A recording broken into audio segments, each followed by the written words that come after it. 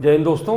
आज इस वीडियो में हम लोग यूपी आउटसोर्सिंग सेवा निगम के माध्यम से जो बदलाव किए जा रहे हैं फिर जो कुछ अपडेट है उनके बारे में डिटेल्स में हम लोग बात करेंगे।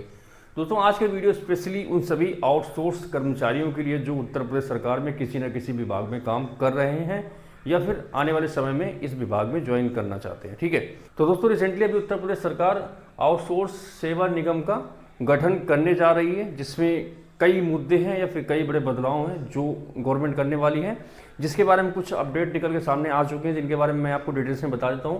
एक तो क्या सैलरी रहेगी आपकी एजुकेशन क्वालिफिकेशन के साथ साथ, और उसमें क्या बदलाव होने वाले हैं, आपको क्या क्या सुविधाएं मिलने वाली हैं, इन सभी चीज़ों के बारे में डिटेल्स में बात कर लेता हूँ।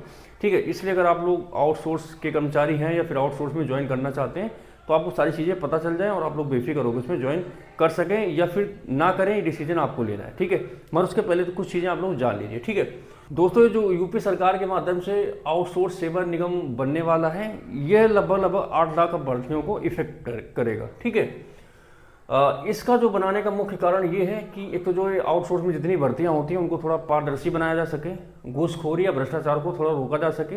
उसके बाद इसमें कुछ नियम कायदे कानून बनाया जा सके जिससे जो कुछ चीज़ें हैं वो अभ्यर्थियों या फिर मतलब जो लाभार्थी हैं या फिर कर्मचारी हैं उनको सीधा इनका फायदा मिले। ठीक है, जैसे कि आपको टाइम पर सैलरी मिल जाए, आपको जो पीएफ अकाउंट होता है वो खुल जाए और उस पर टाइम से पैसा मतलब पड़ जाए। क्योंकि क्या होता है आजकल जो कई कंपनियां हैं आपका अकाउंट तो खोल देती है मगर उस समय पर उसमें पैसा नहीं डालती, जिसकी वजह से आपका पीएफ अकाउंट खाली रहता है। ठीक है दोस्तों, ये जो आउटसोर्स सेवा निगम है इसके लगने के बाद जो यूपी गवर्नमेंट है 22.5% अपने खर्चे को घटा लेगी। क्योंकि अभी क्या कोई जो वैकेंसी आती है तो प्राइवेट कंपनियों के माध्यम से वो भर्ती कराई जाती है, जिसमें गवर्नमेंट को मतलब उस कंपनी को पैसा देना पड़ता है, जिसकी वजह से उनका काफ़ी पैसा खर्चा हो जाता है।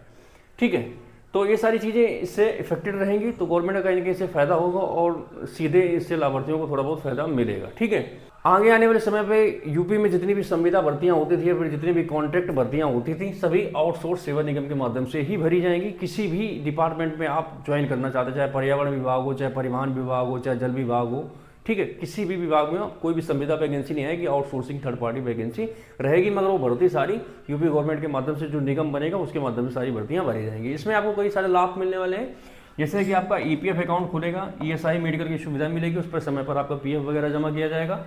साल में आपको 12 इमरजेंसी छुट्टियां मिलेंगी, 10 मेडिकल छुट्टियां मिलेगी। ठीक है, इसके अलावा अगर आपको ड्यूटी के अलावा अलग काम करने के लिए बोला जाता है तो उसका आपको अलग से पैसा मिलेगा। समय पर सैलरी आएगी, आपको दुर्घटना बीमा मिलेगा, 2 लाख तक का आपकी सहायता की जा सकती है और परिवार को 5 लाख तक की मदद भी की जा सकती है। अगर आपकी ड्यूटी के दौरान मृत्यु होती है तो आपके जो माता पिता हैं, पत्नी, उसको पेंशन मिलेगी। ठीक है, ईएसआई मेडिकल सुविधा मैंने आपको बता दिया। स्पेशली ये जो निगम है इसके बनने के बाद जो महिलाओं को फायदा होने वाला है वो स्पेशली महिलाओं को होगा। ठीक है, क्योंकि जो फीमेल्स हैं अगर उनको बच्चा होता है मतलब जब वो माँ बनती है तो उनको 180 दिन की मैटरनिटी लीव मिलेगी, जिसमें आपको पूरा पैसा मिलेगा, उसका पैसा आपको नहीं कटेगा। ठीक है, और उसके बाद अगर आपका मिसकैरेज होता है तो उसमें आपको साल 42 छुट्टियाँ मिलेंगी। ठीक है, और अगर आप बीमार हैं तो आपको 91 दिन की छुट्टी मिलेगी 70% वेतन के साथ, मतलब 30% कटौती कर दी जाएगी, मगर 70% आपको वेतन उन 91 दिनों में मिलेगा। ठीक है, अब आगे हम लोग थोड़ा सैलरी के बारे में समझ लेते हैं कि इसमें सैलरी किस प्रकार से कैटेगराइज की गई है। तो मैं आपको बता दूं सैलरी के लिए उन्होंने 4 श्रेणी बनाई है, श्रेणी 1, श्रेणी 2, श्रेणी 3 और श्रेणी 4। श्रेणी 1 में स्नातक या फिर उससे जो उच्चतर शिक्षा वाले अभ्यर्थी हैं उनको 25,000 सैलरी मिलेगी मिनिमम।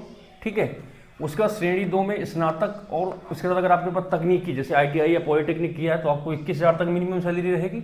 श्रेणी 3 में 12th पास वालों को रखा गया है जिसमें आपको मिनिमम 18,000 सैलरी मिलेगी, और श्रेणी 4 में 10th पास या फिर समकक्ष 8वीं 6वीं 4थी पास वालों को, जिसमें आपको मिनिमम 15,000 सैलरी मिलेगी। तो इस प्रकार से सैलरी को 4 श्रेणी में बांटा गया है। मतलब ये फिक्स सैलरी कर दिया। अभी क्या है, जो प्राइवेट कंपनियां हैं जो यूपी गवर्नमेंट में आउटसोर्सिंग की भर्तियां कराती हैं फिर करती हैं, उनमें सैलरी का कोई क्राइटेरिया नहीं होता है, कभी टाइम पे सैलरी नहीं मिलती है, जिससे कर्मचारी परेशान होते हैं, उनका हरासमेंट होता है, जिससे 2-3 महीने में छोड़ के चले जाते हैं।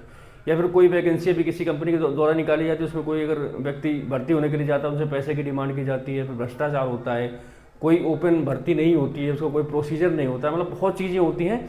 जब ये निगम बन जाएगा तो फिर सारी चीज़ें इफेक्टेड होंगी और इससे कहीं ना कहीं जो अभ्यर्थी रहेंगे, जो कर्मचारी बनेंगे, उनको इसका सीधा फायदा मिलने वाला है। तो दोस्तों ये कुछ अपडेट थे यूपी आउटसोर्स में जो भर्तियां आ रही हैं फिर आने वाली हैं या फिर आप ज्वाइन करना चाहते हैं तो उससे रिलेटेड जो कि मैंने आपको बता दिया है। अगर आपको जानकारी अच्छी लगी तो आप लोग इस वीडियो को लाइक करें और चैनल को सब्सक्राइब करें।